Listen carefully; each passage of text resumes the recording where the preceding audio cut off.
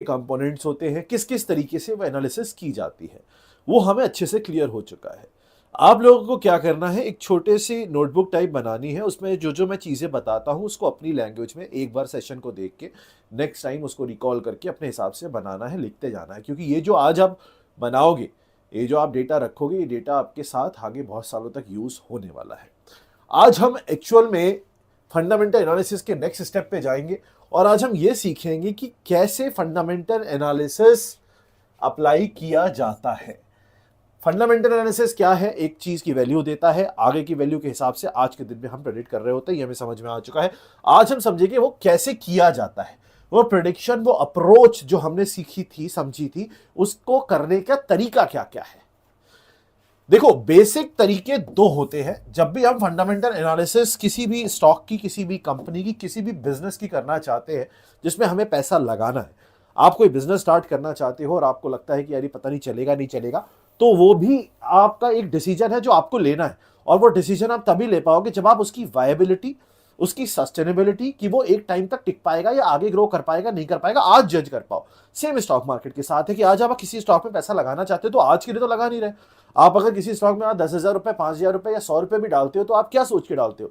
आप ये सोच के डालते हो कि यार ये मुझे आने वाले 5 साल में, 3 साल में, 10 साल में मेरा पैसा 1,000 गुना, 100 गुना, 200, 500 गुना करके दे। इट मीन्स दैट आप आगे के हिसाब से आज पैसा डाल रहे होते हो, तो हमें जजमेंट आगे के हिसाब से करना होता है। तो वो जजमेंट जो है उसके करने के दो तरीके हैं। सिस्टम दो तरीका सिखाता है, एक होता है टॉप डाउन अप्रोच, एक है बॉटम अप अप्रोच। दोनों अलग अलग टाइप के इन्वेस्टर्स यूज करते हैं। जैसे हम बात करें बड़े इन्वेस्टर्स की, जैसे वॉरेन बफेट। वॉरेन बफेट एक बहुत बड़े इन्वेस्टर हैं, बाहर के इन्वेस्टर हैं, ये यूज करते हैं टॉप डाउन अप्रोच। हम बात करेंगे राकेश झुंझुनवाला की, वो यूज करते हैं बॉटम अप अप्रोच। तो हमारे पास अलग अलग अप्रोच की यूज कर रहे हैं अलग अलग लोग हैं, और वो लोगों को जो इस अप्रोच जमती है वो उससे इन्वेस्टमेंट के डिसीजन लेते हैं और पैसा बनाते हैं। मैं आपको आज दोनों अप्रोच समझाऊंगा, और अगर मेरी बात करो तो मैं यूज करता हूं बॉटम अप अप्रोच हमेशा से। बट मैं आपको दोनों चीजें सिखा दूंगा, आपको जो बेहतर लगे, जो अप्रोच आपको लगे कि यार ये अप्रोच मेरे लिए बेहतर है, आप उसको अप्रोच को यूज करना स्टार्ट कर दोगे, फिर दूसरी अप्रोच में नहीं जाना है। जिस चीज को अप्लाई करने लग जाओगे उसी चीज के थ्रू आप फिर आगे एनालिसिस करोगे। वन बाय वन करके दोनों अप्रोचेस को समझते हैं। सबसे पहले टॉप डाउन अप्रोच को समझते हैं। देखो, हमें एक चीज समझ में आ चुकी थी, अगर मैंने आपको एक चीज समझाई थी पिछले सेशन में, कि इंसान सबसे पहले, अगर आप किसी कंट्री में खड़े हो तो एक कंट्री की इकोनॉमी है, एक बहुत बड़ा छाता है, एक बहुत बड़ी छत है, वो उसको इकोनॉमी बोलते हैं। उस इकोनॉमी के अंदर बहुत सारे सेक्टर्स आते हैं। एक है आपका मैन्युफैक्चरिंग सेक्टर, है ना, एक है सर्विस सेक्टर, एक है बीच वाला सेक्टर, मार्केटिंग वाला सेक्टर, बहुत सारे सेक्टर है। एक है सीधा एग्रीकल्चर वाला सेक्टर, एकदम रॉ सेक्टर। तो सेक्टर्स डिफरेंट है। उस सेक्टर के साथ इंडस्ट्री भी डिफरेंट है, कि भाई कोई और इंडस्ट्री काम कर रही होती है। एग्रीकल्चर के अंदर बहुत सारी इंडस्ट्रीज है, प्रोसेसिंग इंडस्ट्री अलग होती है, चीज़ों को बनाने वाली इंडस्ट्री अलग होती है, चीज़ों को ट्रांसफर करने वाली अलग होती है, लॉजिस्टिक अलग होती है।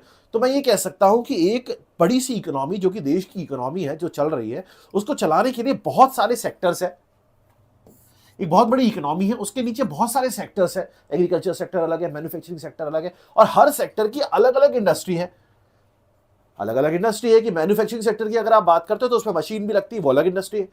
उसमें प्रोसेसिंग भी होती है, वो अलग इंडस्ट्री है। उसमें सामान भी खरीद के लाना होता है, वो अलग इंडस्ट्री है। तो इसका मतलब मैं कह सकता हूं कि सेक्टर के नीचे बहुत सारी इंडस्ट्रीज होती हैं, और वो इंडस्ट्रीज जो होती है, उन इंडस्ट्रीज के साथ बहुत सारी कंपनीज होती हैं, वही जो इंडस्ट्री चला रही होती है। जैसे अगर मैं आपसे बात करूं कि एक एजुकेशन इंडस्ट्री है, एजुकेशन एक इंडस्ट्री है, उस इंडस्ट्री के अंदर बहुत सारी कंपनीज हैं। फूड एक इंडस्ट्री है, एफएमसीजी एक इंडस्ट्री है, एक पर्टिकुलर सेक्टर है एफएमसीजी, बल्कि हम कहें उसके अंदर बहुत सारी इंडस्ट्रीज हैं। एफएमसीजी के अंदर प्रोसेसिंग इंडस्ट्री अलग है, तो प्रोसेसिंग करने वाले भी कंपनीज बहुत सारी हैं। जैसे मैं अपने पीनट बटर का एग्जांपल लेता हूं, ग्रोफिट्स का। ग्रोफिट्स आपको पता है मेरी ब्रांड है, मेरा ही मैन्युफैक्चरिंग है, मेरी प्रोसेसिंग है, मेरा ही सब कुछ है। अब मैं अगर आपसे बात करूं तो ग्रोफिट्स का पीनट बटर बनाने के लिए मुझे एक जगह से डब्बे बनवाने पड़ते हैं।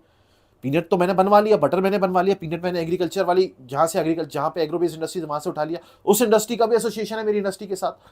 तो मेरा जो सेक्टर है वो फूड सेक्टर है, एफएमसीजी सेक्टर। उसके अंदर कितने सारे सेक्टर के अंदर इंडस्ट्रीज जुड़ी हुई हैं। एक इंडस्ट्री जुड़ी हुई है जो मुझे सामान ला के दे रही है, एक इंडस्ट्री लॉजिस्टिक होगी, एक इंडस्ट्री जुड़ी हुई है जो मेरे सामान को प्रोसेस कर रही है, पीनट को पीस के पीनट बटर बना रही है, एक इंडस्ट्री है जो मशीन सप्लाई दे रही है, एक इंडस्ट्री जो डब्बे बना रही है, एक इंडस्ट्री जो पैक कर रही है। तो मैं कह सकता हूं बहुत सारी इंडस्ट्रीज उसके अंदर काम कर रही होती है, और वो जो इंडस्ट्रीज है उन इंडस्ट्री में भी मेरे पास ऑप्शन होता है कि अच्छा पैकिंग के लिए ये पर्टिकुलर इंडस्ट्री है, इसकी मैं ये कंपनी चूज कर लेता हूं, मेरे को सस्ता दे रही है। तो इंडस्ट्री के अंदर भी बहुत सारी कंपनीज होती हैं, बहुत सारी कंपनीज होती है जो एक ही इंडस्ट्री के अंदर काम कर रही होती है। जैसे मैंने बताया एजुकेशन इंडस्ट्री के अंदर हजारों कंपनीज है।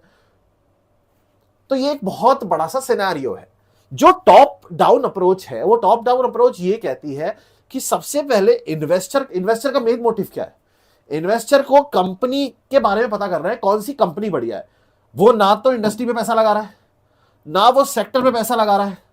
आप अगर आज किसी पेंसिल बनाने वाली कंपनी, जैसे कि इसका आईपीओ आया था डॉम्स, किसी कंपनी में पैसा लगाना चाहते हो, तो आप पहले ये देखोगे कि वो कंपनी में मुझे पैसा लगाना है। आप ये थोड़ी देखोगे मुझे पेंसिल बनाने वाली कंपनी पैसा लगाना है। आप ये थोड़ी देखोगे कि उस पेंसिल बनाने वाली कंपनी के अंदर सेक्टर कौन सा आ रहा है, एजुकेशन सेक्टर की कंपनी है, या फिर आप ये समझो कि वो किस इकोनॉमी पे किस तरीके से इंपैक्ट डाल रही है। तो मेरा कहने का मतलब है, एक इन्वेस्टर के लिए अल्टीमेट मोटिव क्या है, कंपनी, कि कंपनी बढ़िया मिल जाए। उस कंपनी तक पहुंचने के लिए जो टॉप बॉटम अप्रोच है वो ये कहती है कि सबसे पहले आप इकोनॉमी को एनालाइज करो। वॉरेन बफेट यही यूज करते हैं। आप कंट्री की इकोनॉमी को देखो, आप कंट्री की इकोनॉमी के अंदर ये देखो कि इस इकोनॉमी को ड्राइव करने वाले, इस इकोनॉमी को चलाने वाले कौन कौन से सेक्टर हैं, कौन कौन से ऐसे सेक्टर हैं जिनके बिना ये इकोनॉमी चल नहीं सकती। तो सबसे पहले जब आप इकोनॉमी को एनालाइज करते हो तो आप एक मैक्रो कंपोनेंट्स का यूज करते हो। मैक्रो कंपोनेंट्स का मतलब कि कंट्री में जीडीपी का सबसे बड़ा कंट्रीब्यूशन कहां से आ रहा है, कंट्री के अंदर इन्फ्लेशन से कौन कौन से सेक्टर सबसे दूर है। सब बात को समझना बहुत ध्यान से। हम इकोनॉमी की एनालाइज कर रहे हैं, पूरे बड़ी छत की एनालिसिस कर रहे हैं। सबसे पहले आप देखोगे कंट्री के अंदर जीडीपी कौन सा अच्छा है, बढ़िया कंट्रीब्यूशन कौन दे रहा है। उसके बाद आप देखोगे कि कंट्री के अंदर इन्फ्लेशन पे कौन कौन सी चीजें इफेक्ट नहीं कर रही हैं।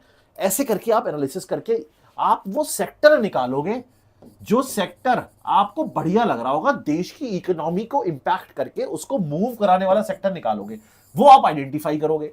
वो सेक्टर आइडेंटिफाई करने के बाद, जैसे फॉर एग्जांपल आपने ये देखा कि इकोनॉमी को ड्राइव करने के लिए क्या क्या चीजें चाहिए, तो आपने देखा एजुकेशन इंडस्ट्री एक बहुत बढ़िया सेक्टर है एजुकेशन की, अगर हम बात करें, जो कि किसी चीज को ड्राइव कर रही है। कंट्री के अंदर पढ़ाई के बिना कुछ नहीं होता जी। आप मान के चलो, पेन पेपर हर चीज इसके बिना नहीं चल सकती, ऑफिस भी इसके बिना नहीं चल सकते, क्योंकि लिखाई पढ़ाई तो होती है। तो इसका मतलब ये एक सेक्टर हो गया जो बनाने वाला भी सेक्टर है, एजुकेशन से भी एसोसिएटेड है, तो एक बहुत बड़ा सेक्टर हो गया।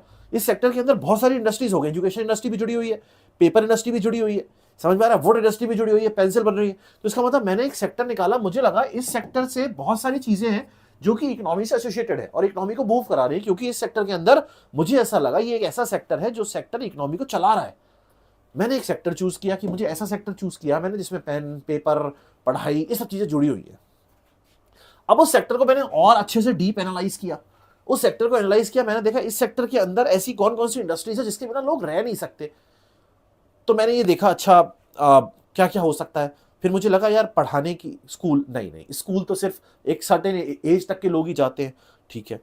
और क्या यूज हो सकता है, अच्छा पेपर की बात करते हैं, पेपर की जो इंडस्ट्री पेपर इंडस्ट्री है या फिर वुड इंडस्ट्री है। मैंने देखा पेपर इंडस्ट्री बड़ी अच्छी इंडस्ट्री, स्कूल के बच्चे भी यूज करते हैं, कॉलेज के बच्चे भी यूज करते हैं। बात को बहुत ध्यान से समझना, ऑफिस में भी यूज होता है, हर कंपनी बड़े से बड़ी कंपनी जरा पेपर तो यूज करती है, तो पेपर बढ़िया चीज है। फिर मैंने देखा पेपर पे लिखने के लिए पेन पेंसिल का यूज होता है, वो अलग इंडस्ट्री है, वो प्लास्टिक वाली इंडस्ट्री है, बनाने वाली इंडस्ट्री वो डिफरेंट है। तो उस तरीके से मैंने इंडस्ट्रीज चूज करी कि मुझे ऐसी इंडस्ट्री पकड़नी है जो पेन पेपर इन सब चीजों से एसोसिएटेड हो।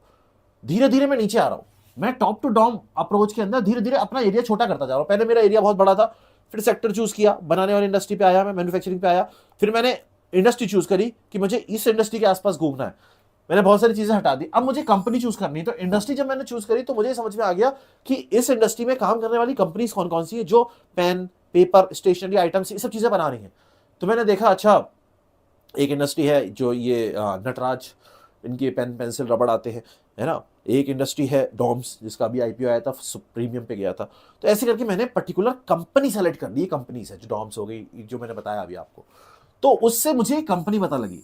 अब मुझे ऐसा लगा कि इस कंपनी से इनडायरेक्टली इकोनॉमी इफेक्ट हो रही है, क्योंकि ये कंपनी पेन बनाती है, ये कंपनी पेंसिल बनाती है, ये कंपनी रबड़ बनाती है, ये कंपनी शार्पनर बनाती है, जिसके बिना एजुकेशन इंडस्ट्री नहीं चलेगी, जिसके बिना लॉजिस्टिक इंडस्ट्री नहीं चलेगी, जिसके बिना ऑफिसेस नहीं चलेंगे, जिसके बिना पर्टिकुलर सेक्टर नहीं चलेगा, जो एक सेक्टर मैन्युफैक्चरिंग सेक्टर है। क्योंकि जब भी कभी बिल बनाओगे तो छापना तो पड़ेगा ही, नोट भी पेपर भी छपते हैं, और उसके बिना इकोनॉमी नहीं चलेगी। तो मैंने क्या किया, अपना दायरा बड़ा रख के छोटे दायरे की तरफ गया और मैंने एक छोटी सी कंपनी सेलेक्ट करी।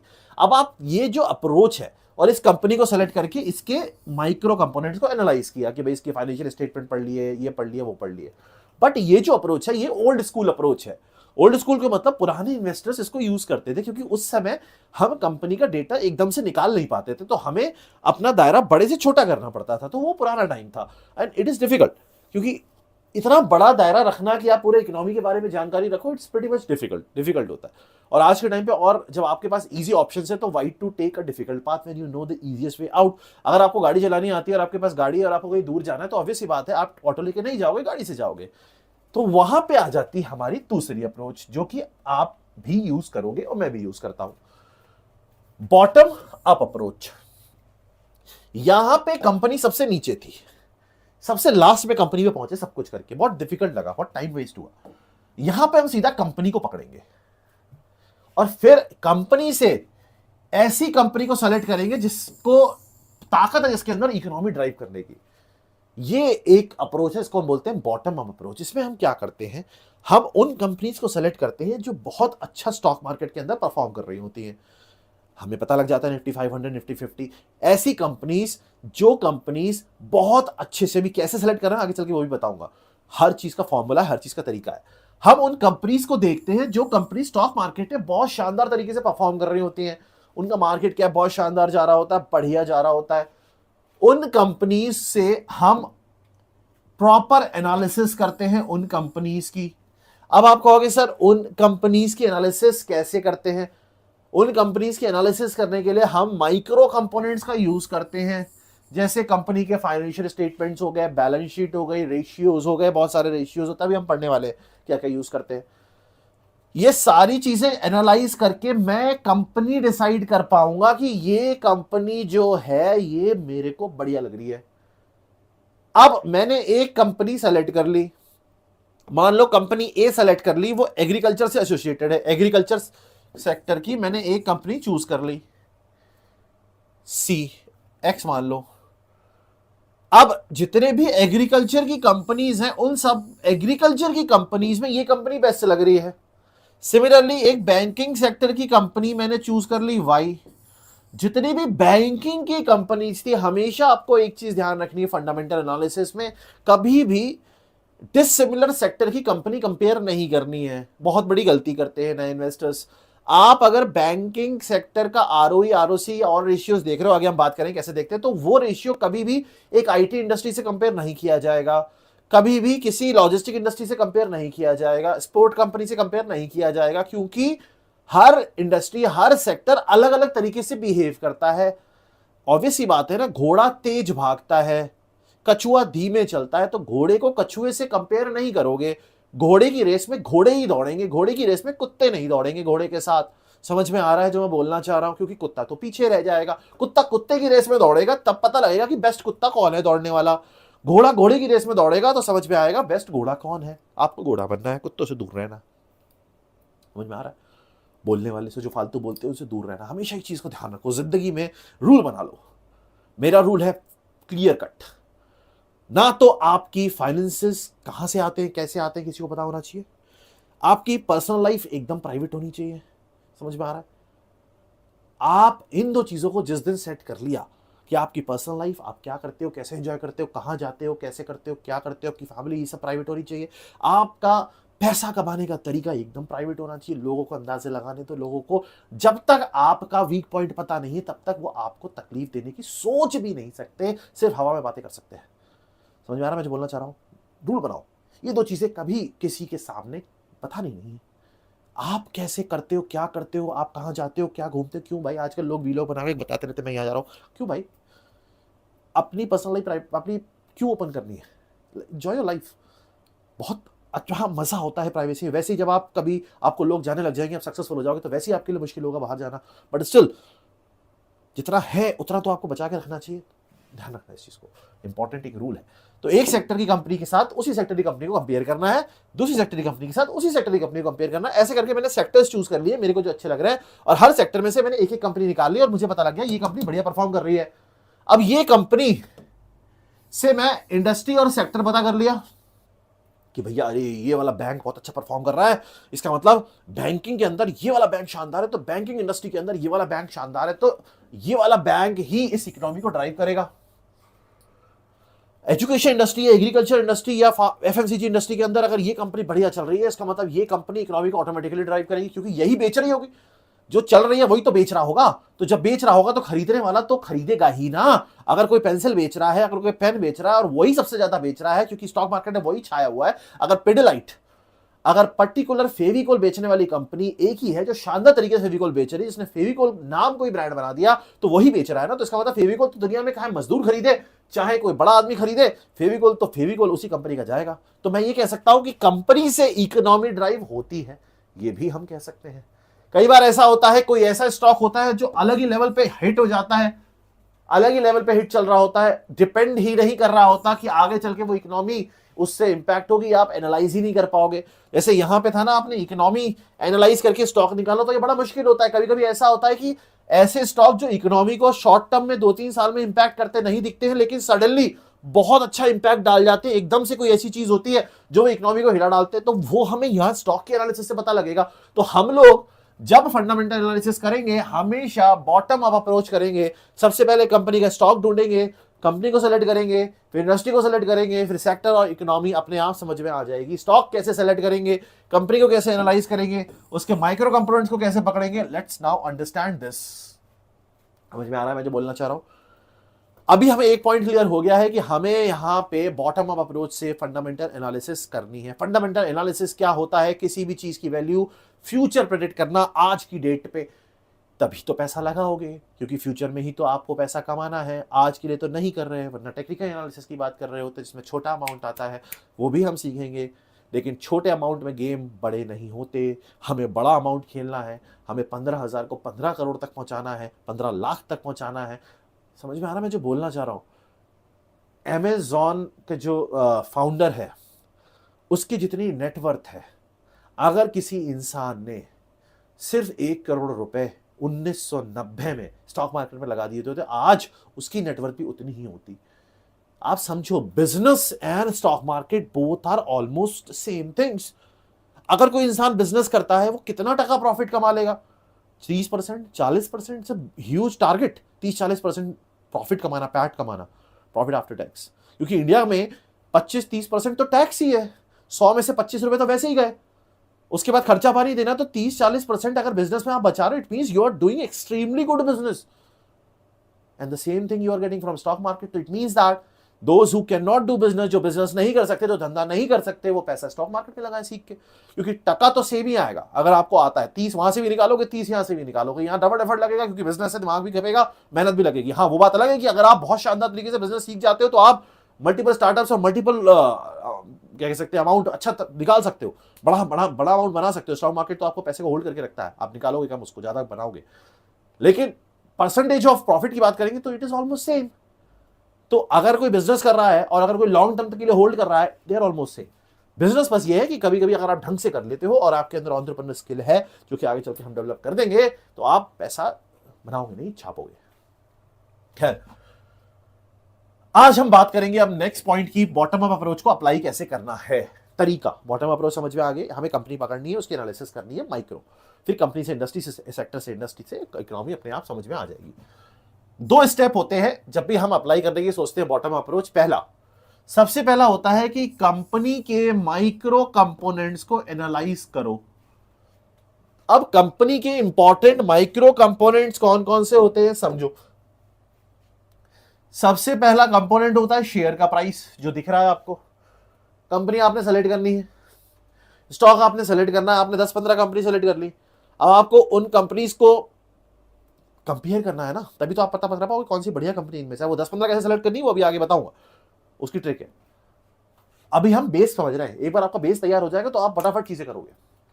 सबसे पहले मैं स्टॉक का प्राइस देखूंगा, मैं कंपनी का मार्केट कैप देखूंगा कि कंपनी की मार्केट में क्या औकात है, कंपनी पे डेट कितना है, लोन कितना है वो देखूंगा, कंपनी का टॉप लाइन रेवेन्यू कितना है वो देखूंगा, कितना कमा रही है कंपनी, कितना कंपनी के अकाउंट में घूम रहा है।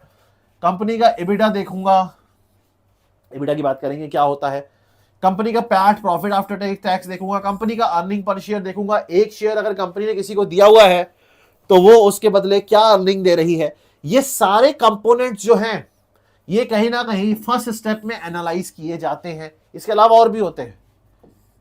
इसके अलावा कंपनी की एक्चुअल वैल्यू होती है जो हमें निकालनी होती है, तो मार्केट वैल्यू है, मार्केट वैल्यू से बहुत ऊपर होती है एक्चुअल वैल्यू, बहुत नीचे होती है एक्चुअल वैल्यू। जो कंपनी की एंटरप्राइज वैल्यू होती है इसको बोलते हैं EV, enterprise value, actual value. Share market में तो काफी हवा भी है ना, मार्केट कैप तो हवा भी है। हवा मतलब एक्चुअल वैल्यू से बहुत ऊपर का प्रीमियम पे कर रहा होता है एक इंसान, तभी तो मार्केट कैप बढ़ता। आगे और समझेंगे, मार्केट कैप पे पूरी एक क्लास है, इन सब पे अलग अलग क्लासेस है। पूरा डेप्थ में आपको ऐसे पक्का करके समझा दूंगा, बस आप समझते रहो चीजों को। Enterprise value, share price, market cap, loan, revenue, EBITDA, PAT, EPS, ये सारे हम पहले स्टेप पे एनालाइज करते हैं और हमें ये समझ में आ जाता है कि जो इनमें सबसे बढ़िया जा रहा है उसको नेक्स्ट स्टेप पे भेजेंगे। मान लो 50 कंपनी सेलेक्ट करी, उन 50 कंपनी को इस चीज पे एनालाइज किया, 50 में से 30 तो ऐसी बाहर हो जाएंगी यहां। अब बची 20, किसी एक सेक्टर की कंपनी है 50, ऐसे हमने कम से कम 500 सेलेक्ट की होंगी अलग अलग सेक्टर्स की। 50 कंपनी एक सेक्टर की, उन सबको साथ में कंपेयर किया जाएगा। 50 कंपनी दूसरे सेक्टर की, उन सबको साथ में कंपेयर किया जाएगा। You can not mix the sector. मैंने बताया, ध्यान रखना है, बैंकिंग सेक्टर की कंपनी एग्रीकल्चर से किसी से कंपेयर नहीं होगी, सिर्फ बैंक से ही कंपेयर होगी। एचडीएफसी को एसबीआई से ही कंपेयर करोगे, पीएनबी से ही कंपेयर करोगे, उसको आप आईआरबी या उसको आप आईआरएफसी से कंपेयर नहीं करोगे। हाँ, आईआरएफसी को कंपेयर करना है तो आईआरएफसी को इरकॉन से कंपेयर, आप सेम सेक्टर से कंपेयर करोगे, उस तरह ध्यान रखना आपको। मैं आगे चल के और समझाऊंगा। जो वहां से पास होंगी 50 एक सेक्टर की कंपनी, उसमें से 30 बाहर हो गई, 20 बची, उन 20 को नेक्स्ट स्टेप पे भेजेंगे और हम यहां पे निकालेंगे कंपेरेबल रेशियोज। कंपनी के फाइनेंशियल स्टेटमेंट्स को पढ़ेंगे और कंपनी के फाइनेंशियल स्टेटमेंट को पढ़ने के बाद ये जो रेशियोज आपके सामने लिखे, इन रेशियोज को हम कैलकुलेट करेंगे। PE ratio, P by B ratio, D by E ratio, डेब्ट to equity ratio, enterprise versus gross profit ratio, enterprise versus revenue ratio, सारे चैप्टर्स है अलग अलग। EV versus EBITDA, ROE, ROC, ये सारे रेशियोज निकालेंगे। एक चैप्टर तो पूरा, 2 चैप्टर तो यही है, फाइनेंशियल स्टेटमेंट्स को पढ़ना, इन्हीं में 2 दिन निकल जाएंगे। उसके बाद इन सब में एक एक 2 दिन निकलेंगे। Fundamental analysis a very big topic. अभी तो हम 1 बाय 1 करके आपका फ्लो बना रहे हैं, बस एक बार फ्लो बन जाएगा फिर आप तैयार होगे अपने आप, आपको चीजें बताई जाएंगी, आप तैयारते चले जाओगे, आप शानदार तरीके से रेस भी जीतोगे अगर आप सीखोगे तो। पी रेशियो देखो, पी रेशियो पे अलग से एक सेशन लूंगा। पी रेशियो का मतलब होता है आज किसी चीज की वैल्यू देख के आप कितना प्रीमियम पे करना चाहते हो शेयर के लिए। अगर आज कोई चीज 1 रुपए की है तो उस 1 रुपए की चीज पे आप कितने टाइम्स ज्यादा का दाव लगा सकते हो। मतलब मैं इस 1 रुपए की चीज के लिए आज 10 रुपए पे करने को तैयार हूं, क्योंकि मुझे ऐसा लग रहा है ये 5 साल में 100 रुपए का होगा। बात को ध्यान से सुनना। अगर आज कोई चीज 1 रुपए की है लेकिन मुझसे सामने वाला कह रहा है सर इसकी 10 रुपए दे दो क्योंकि 4 साल बाद ये 1000 रुपए का होगा, तो ये दाव ही तो है। तो अगर मैं किसी की 1 रुपए की वैल्यू पे उसको 10 रुपए का प्रीमियम देने को तैयार हूं तो उसका पी रेशियो 10 हो जाता है, क्योंकि मुझे ऐसा लग रहा है कि अगर मैं इस पे प्रीमियम पे कर रहा हूं तो आगे चल के मुझे ज्यादा वैल्यू देगा। इसका मतलब ये होता है जिस कंपनी का जितना ज्यादा पीई रेशियो होता है उसकी उतनी ज्यादा हवाबाजी हो रही होती है। अगर कोई कहे कि 1 रुपए की कंपनी की चीज के मैं 100 रुपए मांग रहा हूं तो ऑब्वियस सी बात है 1 रुपए की कंपनी की चीज के अगर 100 रुपए मांग रहा है और लोग दे भी रहे हैं, इसका मतलब क्या हुआ, क्योंकि लोगों को लग रहा है कि ये 100 रुपए की वर्थ रखती है, तो पीई रेशियो उसका 100 हो जाएगा, क्योंकि वो 100 गुना टाइम्स ज्यादा प्रीमियम पे करा जा रहा है उसके शेयर के लिए। लेकिन उसकी एक्चुअल वैल्यू 1 रुपए के हिसाब से ही है, लेकिन उसका मार्केट कैप, उसका पीई रेशियो कैलकुलेट करने के बाद आएगा, जो पीई के हिसाब से मार्केट में वैल्यू चल रही होगी, क्योंकि लोग तो उसी हिसाब से परचेज कर रहे हैं। तो इस पे हम अलग से क्लासेस लेंगे, सारे रेशियोज पे अलग से लेंगे। अभी हमने इतना समझ लिया है कि जब भी हम फंडामेंटल एनालिसिस को सीखने के लिए उतरते हैं, हम बॉटम अप अप्रोच को यूज करेंगे। Top down is not the approach which is to be use nowadays. Bottom up approach में कंपनी को सेलेक्ट करेंगे, सेक्टर को पकड़ेंगे, सेक्टर्स कंपनी को सेलेक्ट करेंगे कि भाई ये कंपनी अच्छी है, उस कंपनी के सेक्टर को सेलेक्ट करेंगे, उसकी जितनी भी कंपनीज है सबको एनालाइज करके कंपेयर करेंगे। माइक्रो कंपोनेंट्स है, माइक्रो कंपोनेंट्स 2 पार्ट में चेक होंगे। पहले पार्ट में ये सारे कंपोनेंट चेक होंगे, दूसरे पार्ट में ये सारे कंपोनेंट चेक होंगे। जब ये सब चेक हो जाएंगे तो हमें समझ में आ जाएगा कि ये 20 में से 50 में से पहले 20 बचेंगी, फिर 20 में से 2 बचेंगी, उन 2 में हम दाव खेल लेंगे। और उन 2 में से अगर हम दो को भी छोड़ो, 5 में भी दाव खेलते हैं तो 5 में से 3 भी अगर हिट हो जाती है तो हमारा तो काम हो गया। This is what the beauty of fundamental analysis. This is how you can decide कि इनमें से कौन से बिजनेस में आपको डालना है पैसा। कि आप अगर बिजनेस बढ़ाना चाहते हो कि भैया ये सेक्टर अच्छा लग रहा है, ये सेक्टर अच्छा लग रहा है। बहुत सारे सेक्टर्स ऐसे हैं जो देख के बाहर से बहुत अच्छे लगते हैं बट मुझे नहीं प्रॉफिटेबल लगते। मैं ऐसे बिजनेस में घुसता हूं जो मुझे एक्सपोर्ट कर पाऊं, मैं जिस प्रोडक्ट को मैं एक्सपोर्ट कर पाऊं, जिस चीज को मैं एक्सपोर्ट कर पाऊं, जिस सर्विस को मैं एक्सपोर्ट कर पाऊं, जिस प्रोडक्ट को मैं एक्सपोर्ट कर पाऊं, मैं सिर्फ उसी बिजनेस में एंटर करता हूं, वरना मैं करता ही नहीं हूं। क्योंकि मुझे पता है इंडिया की हिस्ट्री है कि हमें एक्सपोर्ट से पैसा कमाना आता है और एक्सपोर्ट से इंडिया में पैसा कमाया जाता है, क्योंकि आप रुपए में बना के डॉलर में बेच रहे होते हो। तो जब आप ये पूरा कंप्लीट कर लोगे तो अगर आपको चाहिए होगा तो जरूर एक्सपोर्ट सीरीज भी अलग से स्पेशली और हाई लेवल पे चलाने की कोशिश करेंगे। यूट्यूब पे तो चल ही रही है बट एक एडवांस लेवल पे, क्योंकि बहुत सारी चीज़ें होती हैं जो मैंने आपको बोला, जैसे आप लोग यहाँ सीखते हो, यूट्यूब पे बहुत सारे लोग हैं जो सीरियस नहीं होते, बोलने पे भी नहीं हो पाते, क्योंकि वही है ना, जब तक आप किसी चीज़ में कोई चीज़ पैसा या टाइम इन्वॉल्व नहीं करते तब तक वो चीज़ ऑटोमेटिकली आपके लिए इंपॉर्टेंट नहीं होती है। आपको लगता है यार ठीक है, this is free, free has very less value. समझ में आ गया होगा। नेक्स्ट चैप्टर हमारा स्टार्ट होगा अब फाइनेंशियल स्टेटमेंट से, जिसके बाद हम ये सारी चीज़ें पढ़ें। समझ में आ गया होगा। पढ़ते रहो, समझते रहो। और 3 टास्क आपको दिए थे लिंक्डइन पे, बहुत सारे लोगों ने नहीं बनाया है, बना लो। आगे चल के हमें उसी का यूटिलाइजेशन करना है, उसी से हमें एक दूसरे से कनेक्शन बनाने हैं, उसी से सारे लोग एक दूसरे से जुड़े रहेंगे। और जब भी मुझसे भी कनेक्ट करोगे तो उसमें अगर कैटलिस्ट ग्रुप इन्वेस्टर मेंबर लिखा हुआ दिखेगा मुझे प्रोफाइल में, तो it will be easy for me to identify कि who are the people who are basically associated with this particular group. बहुत सारे लोग हो जाओगे आने वाले टाइम पे, एक दूसरे को रिकॉल करना मुश्किल होगा, बट हाँ एक दूसरे जब सेम रूट से जुड़े होगे तो ऑटोमेटिकली एक दूसरे की मदद करने के लिए हमेशा तैयार होगे। That's what our aim is in the coming 5 years। धन्यवाद। माता पिता की रिस्पेक्ट करो, मेहनत करते रहो, बाकी तो मैं हूँ आपके पास। खुश रहो।